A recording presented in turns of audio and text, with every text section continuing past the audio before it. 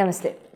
September నెలలో రాశి ఫలాలు ద్వాదశ రాశి వాళ్ళకి కూడా ఏ రకంగా ఉండబోతోందనేది తెలుసుకుందాము. మరి అయితే సెప్టెంబర్ నెలలో మనకి గ్రహాలన్నీ కూడా ఏ రకంగా సంచరిస్తున్నాయి, ఏ రకంగా వాటి యొక్క సంచారం యొక్క ఫలితాలు 12 రాశుల వాళ్ళకి కూడా ఏ క్షేత్రాల్లో అంటే ఏ డొమైన్స్లో ఏ ఫంక్షన్స్లో లైఫ్లో మనకి అతి ముఖ్యమైనవి అయిన career, finances, marriage, love and then health, ఇటువంటి డొమైన్స్లో మీ అందరికీ కూడా ఎటువంటి ఫలితాలు ఉండబోతున్నాయి అనేది ఈ వీడియోలో చక్కగా తెలుసుకుందాం.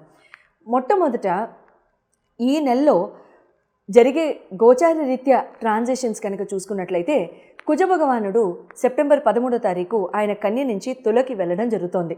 అలాగే శుక్ర భగవానుడు సెప్టెంబర్ 15వ తారీఖు ఆయన సింహానికి వెళ్ళడం జరుగుతోంది కర్కాటక రాశి నుంచి.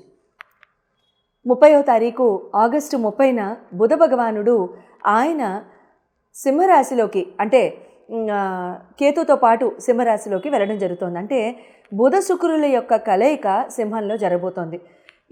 ఇది మాట్లాడుకుంటూ ఉండగానే రవి భగవానుడు కూడా సింహరాశిలోనే ప్రస్తుతానికి సంచరించడం కూడా జరుగుతోంది. సెప్టెంబర్ 15, 16, 17 ఆ ప్రాంతాల్లో ఆయన కూడా ముందుకు వెళ్ళిపోతారు, కన్యలోకి వెళ్ళిపోతారు.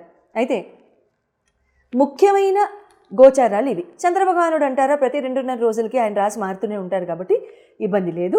తర్వాత బుధ, రవి, శుక్రుల, కుజ యొక్క కలయికలు మాత్రం మార్పులు చేర్పులు మాత్రం ఉన్నాయి. గురు భగవానుడు శని, రాహుకేతువుల యొక్క మార్పులు అయితే ఇప్పుడు ప్రస్తుతానికైతే ఏమీ లేవు.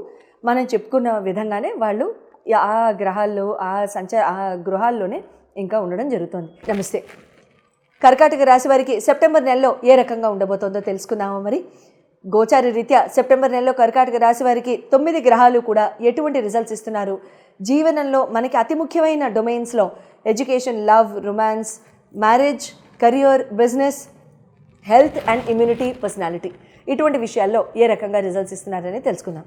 మీ రాశి యొక్క లార్డ్ వచ్చి చంద్రభగవానుడు జామ్ అని ప్రతి 2.5 రోజులకి స్కిప్పింగ్ ఆడుకుంటూ ముందుకు వెళ్ళిపోతూ ఉంటారు. అవునా?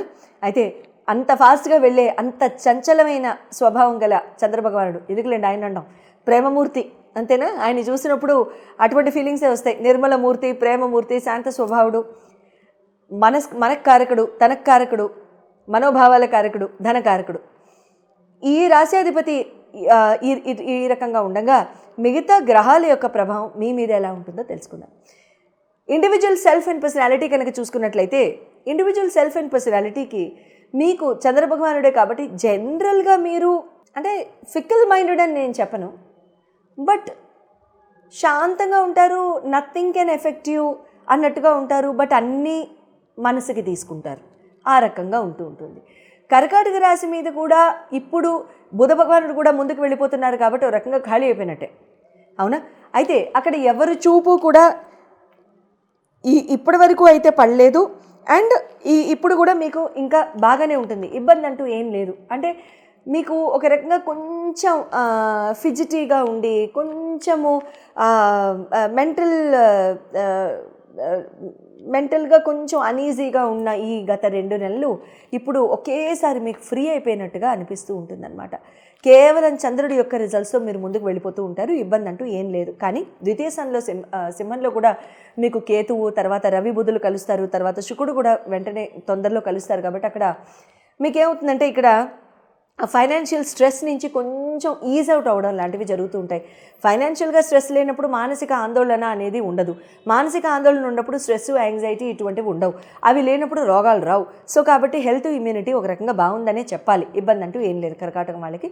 ఎడ్యుకేషనల్ లవ్ పరంగా కనుక చూసుకున్నట్లయితే ఇక్కడ ఎంతో కాలంగా ఉన్న కన్ఫ్యూజన్ కూడా ఈజ్ అవుట్ అయిపోతుందని ఇందాక అనుకున్నాం. కాబట్టి ఇక్కడ మాట తీరు బాగుంటుంది, ఎడ్యుకేషన్ పరంగా బాగుంటుంది, ఇంటలెక్చువల్గా బాగుంటుంది, విజ్డమ్ పరంగా బాగుంటుంది, నిర్ణయాలు తీసుకునే శక్తి పెరుగుతుంది.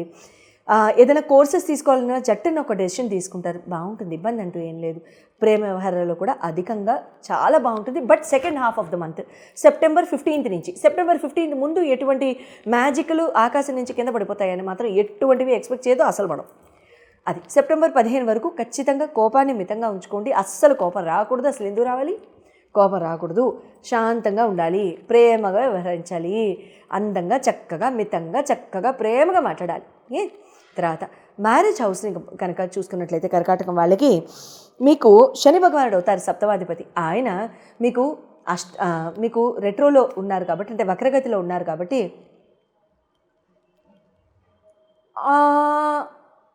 అయితే మీకు భాగ్యస్థానంలోనే వక్రగతిలో ఉన్నారు కాబట్టి ఇక్కడ ఏముందంటే జీవిత భాగస్వామి రీత్యా మీకు కొంచెం వాళ్ళ హెల్త్ పరంగా కాస్త మీకు అటెన్షన్ పే చేయవలసిన అవసరం రావడం, వాళ్ళకి ఏవో తడప టెస్టులు చేయించడం అవసరం రావడం, లేకపోతే వాళ్ళకి ఏదైనా సుస్థిగా ఉండడం, శారీరక సుస్థిగా ఉండడం, శరీరం వీక్గా ఉండడం, వాళ్ళకి కీళ్ళు నొప్పులు అనో, లేకపోతే మోకాళ్ళ నొప్పులనో, లేకపోతే ఏజ్ రిలేటెడ్ ప్రాబ్లమ్స్ అనో ఏవో ఒకటి అవ్వడమో, లేకపోతే వాళ్ళ మొలాన మీ ప్లాన్స్ డిస్టర్బ్ అవ్వడం కానివ్వండి.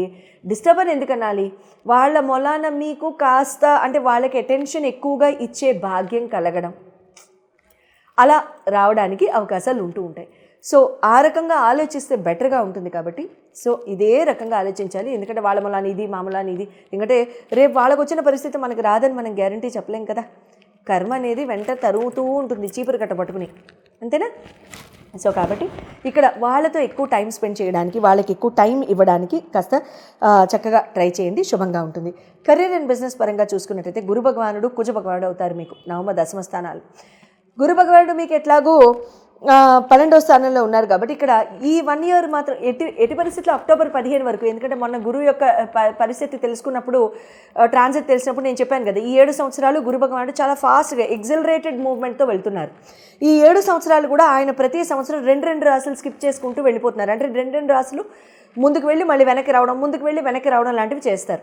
సో కాబట్టి అక్టోబర్ 15 వరకు కర్కాటకం వాళ్ళు ఎటువంటి పరంగా కూడా మీరు అటు స్కిల్ పరంగా, నాలెడ్జ్ పరంగా కానీ, రాసి మారడం కానీ ఎటువంటివి చేయొద్దు, అస్సలు చేయొద్దు. ఎందుకంటే మీరు జాబ్ మారడాలు లాంటివి చేయొద్దు. అక్టోబర్ 15 తర్వాత చూద్దాం. స్క్రీన్ మీద డిస్ప్లే పై ఉన్న నంబర్స్కి మీరు కాల్ చేస్తే అపాయింట్మెంట్ తీసుకున్న తర్వాత మీకు ఎట్టి పరిస్థితిలో మీకు జరిగే గోచారాన్ని బట్టి ఏ టైంలో మీరు అప్లై చేసుకుంటే మంచిది అనేది నేను చెప్తాను. కాబట్టి అప్పుడు మీరు క్లారిటీతో ముందుకు వెళ్తే బాగుంటుంది. కుజ భగవానుడు కూడా మీకు తొలగి వెళ్ళిపోతున్నారు కాబట్టి సెప్టెంబర్ 13వ తారీఖు మీకు బాగానే ఉంటుంది. అంటే ఒక రకంగా అంటే చాలా ఫాస్ట్గా ఆపర్చునిటీ, ఇది తీసేసుకుందాం, అరే ఆపర్చునిటీ వచ్చింది, దీన్ని మిస్ చేస్తున్నాము, యాక్షన్ ఓరియంటెడ్తో ఉంటారనమాట. అంటే బ్రెయిన్ చాలా ఫాస్ట్గా ఉంటుంది, చాలా ప్యాషనేట్గా ఉంటారు ఏదైనా వర్క్ పరంగా, బిజినెస్ పరంగా కానీ. But wait, hold the passion, don't let it spill out. ఎందుకంటే ఇక్కడ ఏమవుతుందంటే మీకు ఖచ్చితంగా రేపు అక్టోబర్ 15 తర్వాతనే ముందుకు వెళ్ళండి, కానీ అప్పటి వరకు వద్దు, గురువును మారనివ్వండి. అప్పటి వరకు తీసుకున్న నిర్ణయాలు తొందరపాటు నిర్ణయాలుగా వెళ్తూ ఉంటాయి. మీరు గబుక్కున మీ ఐడియాస్ని స్పిల్ అవుట్ చేసినా, మీ తర్వాత మీ ప్యాషన్ని ఓవర్ ఎగ్జిబిట్ చేసేసినా కూడా ఇక్కడ ఏమవుతుందంటే మీ ఐడియాస్ని ఎవరో తీసుకోవడం, వాళ్ళు ఇంప్లిమెంట్ చేయడం అవుతుంది, కానీ మీరు మాత్రం చేయలేరు. అదే కనుక మనం మంచి టైంని కూడా ఈ ప్లానెట్స్తో కనుక జోడించినట్లయితే అప్పుడు ఇంకా శుభంగా ఉంటుంది కదా, ఆ రకంగా చేసుకుందాం. సో కెరీర్ అండ్ బిజినెస్ పరంగా కాస్త అక్టోబర్ 15 వరకు ఆగమని చెప్తాను. శుభం భూయాత్. ఫైనాన్షియల్గా చాలా సంవత్సరాల నుంచి ఇరుక్కుపోయామండి. ఫైనాన్షియల్గా చాలా సంవత్సరాల నుంచి ఇవ్వాల్సిన వాళ్ళు ఇవ్వడం లేదు, డబ్బు చేతికి రావాల్సినది కూడా రావటం లేదు. యాన్సెస్ట్రల్ ప్రాపర్టీస్లో, భూమి ప్రాపర్టీస్లో కానీ, భూమికి సంబంధించిన ఇతరోత్తర ప్రాపర్టీస్లో కానీ తగాదాలు, కుటుంబ సభ్యులతో తగాదాలు, లేకపోతే మాకు రావాల్సింది లేదు, ఒకప్పుడు బాగా బతికాం కానీ తర్వాత ఇంకేదో రకంగా పరిస్థితులు కాస్త మారాయి, కొంచెం నెగిటివ్గా వద్దు, కాస్త మారాయి ఏదో కొంచెం అలాంటివి. అప్పుడు ఇంకా చాలా చక్కగా మీరు బాగా ఫైనాన్షియల్గా ఎదగాలి అనుకున్నప్పుడు మీరు ఏం చేయొచ్చు అని అంటే, ధనియాలు ఉంటాయి కదండి, ధనియాల్ని చక్కగా మీరు ఏదైనా కాస్త తడి మట్టిలో మీరు నాటేసేసేయండి. కొద్ది రోజుల్లోనే మొలకలు వచ్చేస్తాయి. ఆ మొలకల్ని కాస్త పెంచండి, ఆ ఎదగడం చూడండి. ఎన్ని రోజులు చూస్తారు? ఒక వారం రోజులు, ఒక 40 రోజులు అట్లా చూస్తూ ఉండండి. 15 రోజుల నుంచి 30 రోజుల వరకు అయితే తేడా కనపడుతుంది. ఆ 15 రోజుల నుంచి 30 రోజుల వరకు తేడా కనిపించిన తర్వాత ఎట్టి పరిస్థితుల్లో ఆ ధనియాల యొక్క మొక్కల యొక్క ఆ పాట్స్ ఉంటాయి కదా, ఆ పాట్స్ని తీసుకెళ్ళిపోయి ఆ మొక్కలతో పాటుగా మీరు ఏదైనా ప్రవహించే నీటిలో వేసేసేయండి. ప్రవహించే నీటిలో వేసేసిన తర్వాత దాన్ని మళ్ళీ అదే ప్రాసెస్ని మళ్ళీ రిపీట్ చేసుకోండి. ఇలా ఎన్నాళ్ళు చేయాలి? ఖచ్చితంగా ఒక 11 నెలల వరకు చేసుకోండి. ఇలా 11 నెలల వరకు చేసుకుంటే మీకు రావాల్సిన డబ్బు అందడానికి దగ్గర నుండి మీకు ఉన్న భూమి తగాదాలు కానివ్వండి, యాన్సెస్ట్రల్ ప్రాపర్టీస్ యొక్క తగాదాలు కానివ్వండి, అన్నదమ్ముల మధ్యలో తగాదాలు కానివ్వండి, ఆస్తిపాస్తుల కోసం ఈ పెద్దవాళ్ళు కొట్టుకోవడం కానివ్వండి, ఏదైనా సరే అవన్నీ కూడా ఖచ్చితంగా తీరిపోయి మీకు రావాల్సిన డబ్బంతా వస్తుంది. తర్వాత మళ్ళీ చేసుకుంటూ ఉండొచ్చా? చేసుకోవచ్చు. కానీ ఊరికినే మన మొక్కల్ని వేస్ట్ చేయాల్సిన అవసరం లేదు. ధనియాల్ని ఎందుకు వాడుతున్నాం? ఫాస్టెస్ట్ గ్రోయింగ్ క్రాప్ కాబట్టి, అది చాలా త్వరగా పెరుగుతుంది కాబట్టి, అది అంత త్వరగా పెరుగుతుంది కాబట్టి అంత త్వరగా మన డబ్బు యొక్క పరిస్థితి కానివ్వండి, మన డబ్బు యొక్క నిల్వ చేసుకునే ఆ గుణం కానివ్వండి, లేకపోతే ఆ శక్తి కానివ్వండి మనకు కూడా పెరగాలని చెప్పి మనం ఇక్కడ ఈ రెమెడీ చేస్తున్నాం. సో ఖచ్చితంగా మినిమం ఒక 11 నెలలు ఏ రోజు మొదలు పెట్టాలని ఏం లేదండి. అమావాస్య రోజు కూడా మొదలు పెట్టచ్చు, ఇబ్బంది ఏం లేదు. మంగళవారం ఒక్క రోజు మొదలు పెట్టద్దు, ఎందుకంటే మళ్ళీ చేయాల్సి వస్తుంది. మళ్ళీ ఎప్పుడు చేస్తాము? మళ్ళీ పరిస్థితి మారితే చేస్తాం. ఎందుకు కోరుకోవడం? శుభంగా చేసుకోండి. మంగళవారం మంగళప్రదమైన రోజే. కాకపోతే ఏంటంటే తీర్చేసేవి ఏమన్నా ఉంటే మంగళవారం చేయాలి తప్ప పెంచుకునేది ఏమన్నా ఉంటే మాత్రం అలా చేయాల్సిన అవసరం లేదు. శుభం భూయాత్.